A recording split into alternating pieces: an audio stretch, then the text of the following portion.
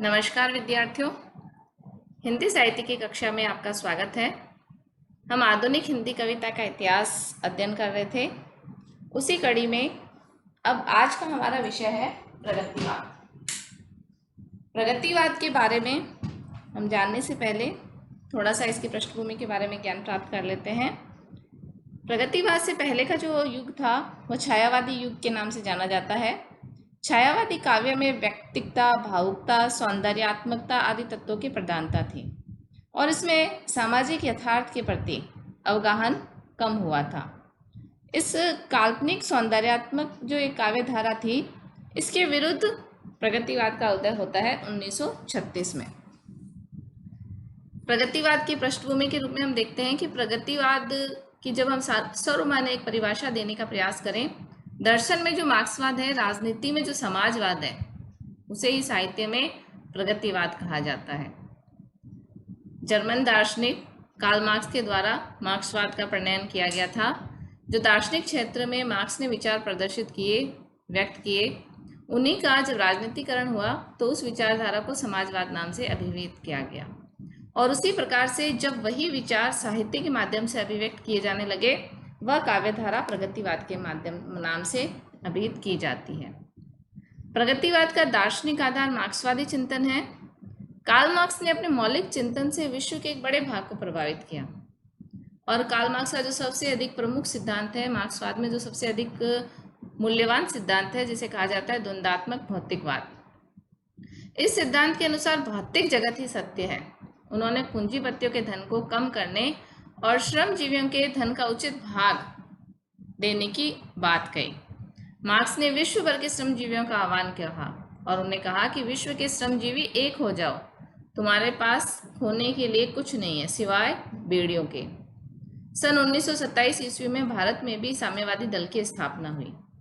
इसी विचारधारा के प्रचार और प्रसार के फलस्वरूप भारतीय साहित्य में प्रगतिवादी विचारधारा का उदय हुआ। सन 1935 के नवंबर माह में सज्जाद जहीर, मुल्कराज आनंद और अन्य कुछ छात्रों के सहयोग से लंदन के नैनकिक होटल में प्रगतिशील संघ की स्थापना हुई। विद्यार्थियों, यदि ऐसा देखा जाए कि प्रगतिवाद का क्या अर्थ है, तो प्रगतिवाद का मुख्य अर्थ है आगे बढ़ना या अग्रसर होना। प्रगतिवाद विश्व मानव की बात करता है। मनुष्य को किसी दैवीय शक्ति पर आधारित मानने के बदले वह मनुष्य की स्वयं की क्षमता में विश्वास करता है। देवता, ईश्वर, धर्म, कर्म के बदले पूर्वजन्म, विधि विधान जैसी बातों से मनुष्य को मुक्त कर स्वयं संघर्ष करके परिस्थितियों को बदलने की प्रेरणा देने वाला जो वाद है, वह प्रगतिवाद के नाम से जाना जाता है।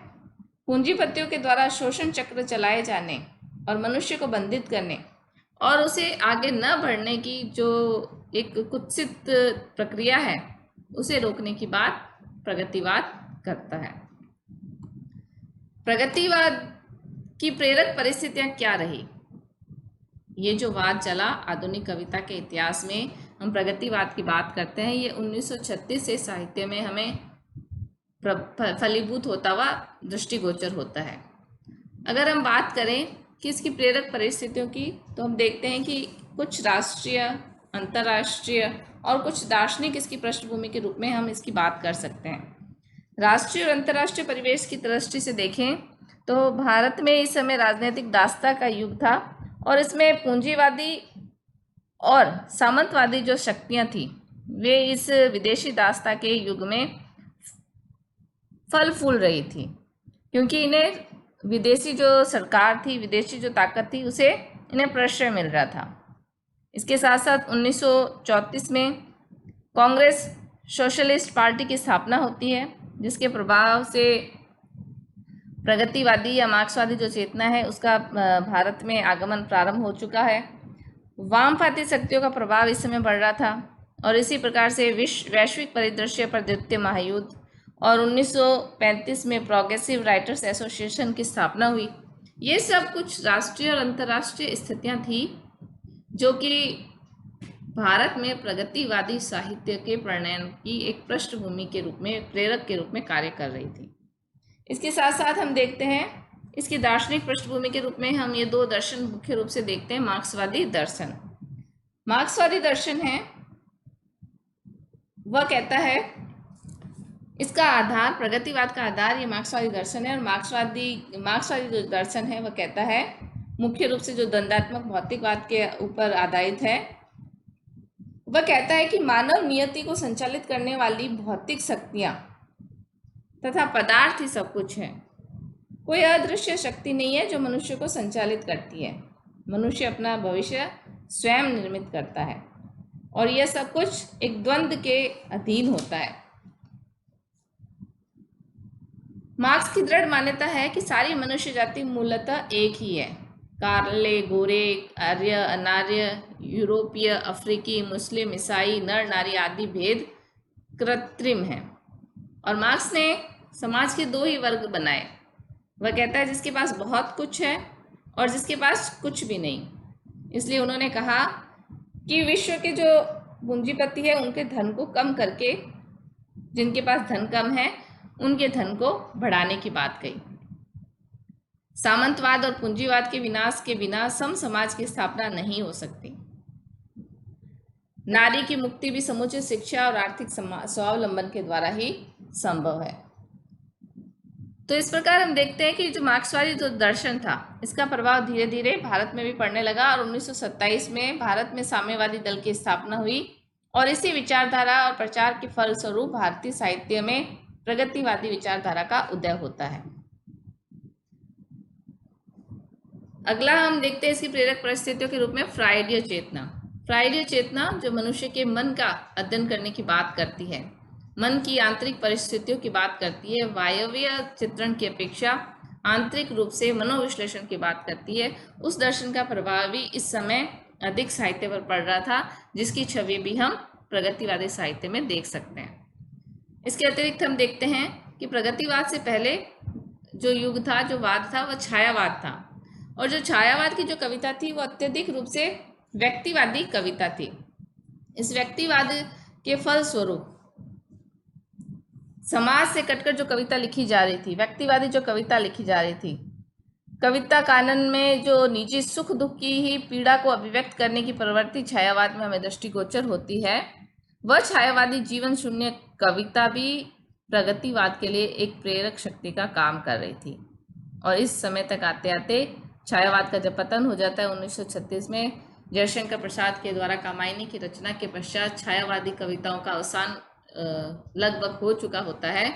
तो ये सब कुछ अनुकूल परिस्थितियां थी जो प्रगतिवाद के लिए प्रेरक परिस्थितियों के रूप में कार्य कर रही थी।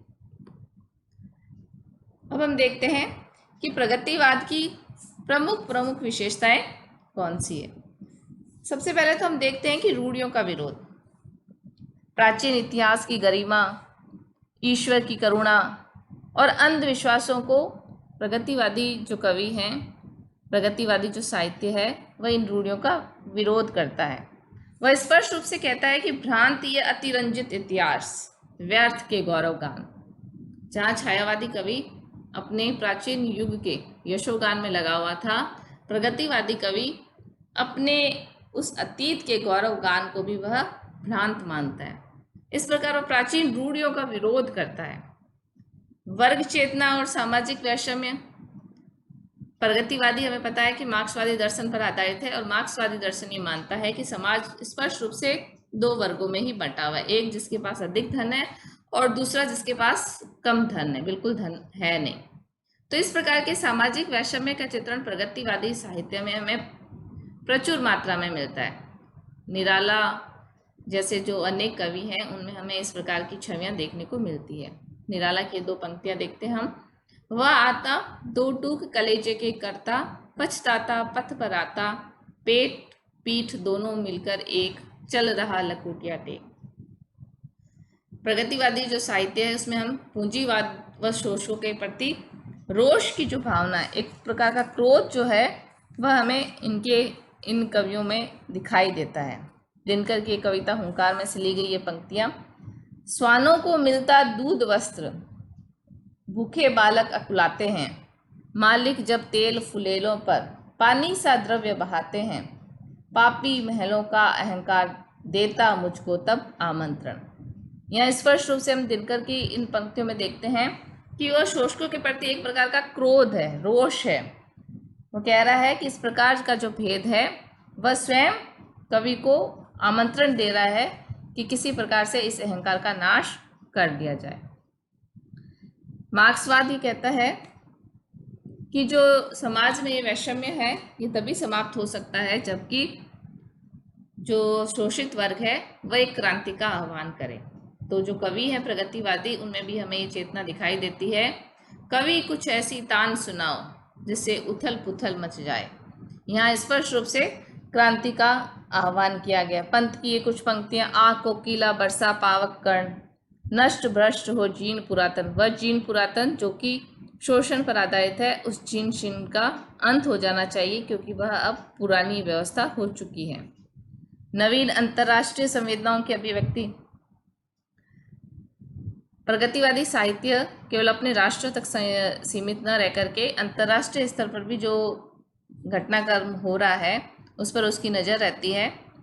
लुसुम्बा की हत्या पर जो प्रगतिवादी कवि नागार्जुन है उतने ही दुखी होते हैं जितने कि गांधी की हत्या पर, और स्पष्ट रूप से कहते हैं कि मैं सुनता हूँ काली धरती के कण कण का रोष। तो यहाँ लुसुम्बा की हत्या पर उनके द्वारा अभिव्यक्त किए गए ये भाव बताते हैं कि प्रगतिवादी जो कवि है वह अंतर्राष्ट्रीय घटनाक्रम पर भी उतने ही संवेदनशील दिखाई देती है। राष्ट्रीयता और देश प्रेम की जो भावना है वह किस रूप में हमें यहाँ इनकी कविताओं में दिखाई देती है? जब वह विदेशी दासता का विरोध करते हैं, अंग्रेजी सत्ता जो उन्हें एक प्रकार से शोषक का रूप दिखाई देती है उसका विरोध करते हैं। वह जब पूंजीवाद का विरोध कर रहे हैं उस समय भी एक प्रकार से वह अपनी उस राष्ट्रीयता और देश प्रेम की भावना का ही अभिव्यक्तिकरण कर रहे हैं। जब वह शांति प्रसार की बात करते हैं और सामाजिक सुधार और नव निर्माण की बात करते हैं, लोक जीवन का जब वह यथातथ्य वर्णन करते हैं, ये सब एक प्रकार का राष्ट्रीयता और देश प्रेम की भावना है जो एक विकसित रूप में, विशिष्ट रूप में प्रगतिवादी कविता में अभिव्यक्त होती है। ईश्वर व धर्म के प्रति उदासीनता। जैसा कि हमें पता है कि जो मार्क्सवादी चिंतन है वह धर्म के संबंध में स्पष्ट रूप से कहता है कि धर्म वस्तुतः अफीम है जो इसके अनुयायी को सदैव नशे में धुत रखता है और उसके सोचने की शक्ति को बंद कर देता है। धर्म मनुष्य के चिंतन को संकुचित कर देता है और वस्तुतः शोषण का ही एक मुख्य साधन धर्म है। तो इस रूप में वह धर्म के प्रति एक प्रकार का उपेक्षा का भाव या उदासीनता का भाव है। तो ये प्रवृत्ति हमें प्रगतिवाद में भी दिखाई देती है। रामविलास शर्मा की मूर्तियाँ, केदार के चित्रकूट के बॉडम यात्री में हमें यही धर्म के प्रति ये जो विरोध भाव है हमें यह दृष्टिगोचर होता है। प्रगतिवादी जो यहाँ पर हम कहते हैं कि इस प्रगतिवादी कविता में जो प्रेम का अभिव्यक्तिकरण है वह सामाजिक प्रेम है। सामाजिक प्रेम किस रूप में है? क्योंकि वह सामाजिक संघर्षों को बल प्रदान करता है। व्यक्तिक प्रेम की अपेक्षा यह सामाजिक रूप से प्रेम की भावना अभिव्यक्त की गई है।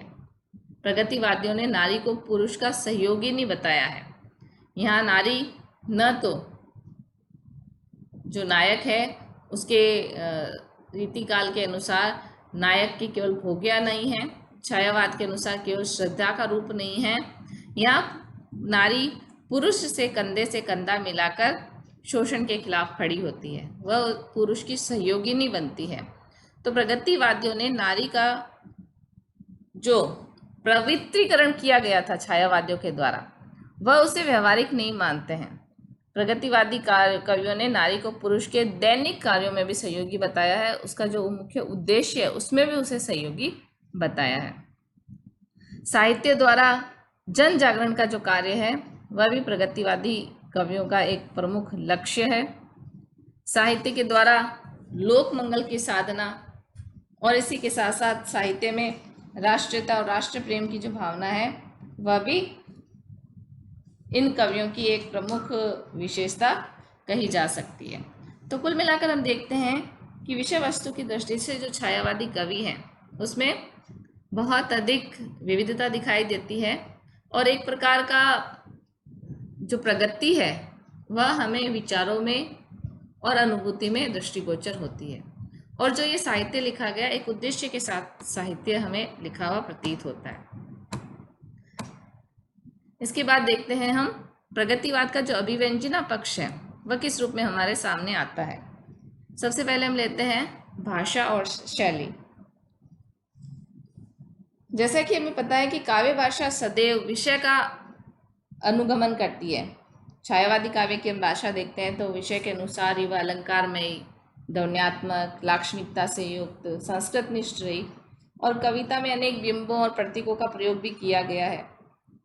इसके विपरीत प्रगतिवादी जो काव्य भाषा है वह यथार्थ को अभिव्यक्त करने के कारण वह सीधी सपाट है, वह जन भाषा के निकट है। उस भाषा में आडंबर नहीं है, जानबूझकर भाषा को व्यक्तिक और जटिल बनाने की शैली भी उसमें नहीं है, सांकेतिकता, लाक्षणिकता व विकृति नहीं है।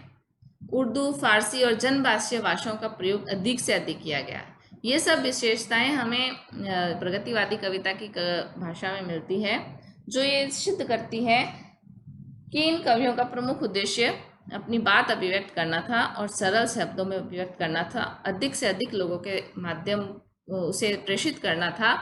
इसलिए उन्होंने जनभाषा का अधिक प्रयोग किया है, जो उस समय व्यवहृत अधिक हो रही थी। उपमान इन कवियों ने भी प्रयोग में लिए हैं, लेकिन इनके उपमान सामाजिक अधिक है। व्यक्तिक भावों की अपेक्षा सामाजिक उपमानों का प्रयोग उन्होंने अधिक किया है। जो उपमान भी उन्होंने लिए हैं आम लोगों के जिंदगी में, मजदूर वर्ग के जिंदगी में अधिक प्रयुक्त होने वाले जो उपमान हैं वह अधिक दृष्टिगोचर होते हैं। रात कोयले की खान सी, जनता का जीवन रद्दी की टोकरी लगता है। ये उपमान दिखाते हैं कि उन्होंने सामाजिक उपमानों का प्रयोग किया है। इसके साथ साथ क्योंकि ये कविता लोक के नज़दीक अधिक थी तो इसने लोक साहित्य और लोक कलाओं को भी अधिक प्रोत्साहन दिया है।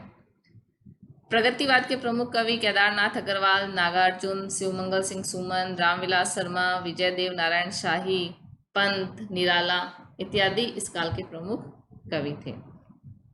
अब हम देखते हैं कि प्रगतिवादी जो साहित्य है वो 1936 से 1943 लगभग 7 वर्षों तक ही अस्तित्व में रहता है और 1943 के बाद प्रयोगवाद का समय प्रारंभ हो जाता है। तो ये जो प्रगतिवादी साहित्य का जो समय है वो इतना लघु समय रहता है। इसके क्या कारण रहे, इतना जल्दी इसके अवसान होने के क्या कारण रहे? प्रथम तो यह है कि इनके काव्य का मूल आधार आर्थिक है। धन पर आधारित होने के कारण यह जो साहित्य है यह भावनाओं की अपेक्षा अर्थ से संबंधित जुड़ा होने के कारण इसमें उतनी विविधता नहीं आ पाई। साहित्य की कोई स्वतंत्र सत्ता हमें यह दृष्टिगोचर नहीं होती। साहित्य एक राजनैतिक स्वतंत्रता प्राप्त करने का आधार बन जाता है, सामाजिक स्वतंत्रता प्राप्त करने का एक आधार बन जाता है। तो यहाँ साहित्य एक स्वतंत्र रूप में हमारे सामने नहीं आता। इसके साथ साथ हम देखते हैं कि प्रगतिवादी कवियों ने संघर्ष को एकमात्र साधन माना। वो मानते हैं कि समाज में समता स्थापित करने का एकमात्र माध्यम है कि जो शोषित वर्ग है उनके द्वारा क्रांति की जाए। एकमात्र संघर्ष को एक समानता स्थापित करने का साधन मानने के कारण भी यह अधिक प्रचारित न हो पाया। प्रगतिवादी साहित्य के लिए प्रचारात्मक भी अधिक माना गया है। इसे अपने सिद्धांतों का, द्वंद्वात्मक भौतिकवाद का, मार्क्सवाद का प्रचार करना इसका लक्ष्य रहा, जिसके कारण भी प्रगतिवादी जो साहित्य है वह अधिक समय तक नहीं रह पाया। जिस प्रकार आज का रहस्यवादी कवि का जीवन आध्यात्मिकता से अछूता है, वैसे ही प्रगतिवादी जो कवि है उनका जीवन मजदूर और किसानों से बहुत दूर है। बात तो मजदूरों और किसानों की करते हैं, लेकिन वह वास्तविक रूप से हकीकत में मजदूर और किसानों से धीरे धीरे दूर होते गए। प्रगतिवादी रोटी के अतिरिक्त अन्य कोई मूल्य नहीं मानता, किंतु मनुष्य केवल रोटी से ही नहीं जीता। रोटी के अतिरिक्त भी कुछ मानवीय मूल्य होते हैं, कुछ आत्मिक मूल्य होते हैं जो जीवन समान रूप से या एक संवेदनशील रूप से जीने के लिए आवश्यक है। उन मूल्यों का प्रगतिवादी साहित्य में कोई भी स्थान नहीं है। अगला इस प्रगतिवाद के अवसान का जो सर्व प्रमुख कारण है वह इसका विदेशीपन। प्रगतिवादी जो साहित्य है उसकी भक्ति राम और कृष्ण में नहीं है, क्योंकि यह धर्म के प्रति तो उपेक्षा भाव रखता ही है। ये अपनी भक्ति लेनिन और स्टालिन के प्रति अभिव्यक्त करता है। तो एक प्रकार का ये जो विदेशीपन का जो भाव है वह भी प्रगतिवाद के अवसान में एक प्रमुख भूमिका निभाता है।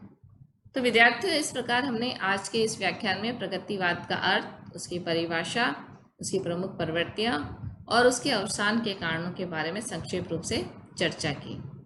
आगे की कक्षा में हम आधुनिक हिंदी कविता के इतिहास का अगला चरण प्रयोगवाद के बारे में अध्ययन करेंगे। धन्यवाद।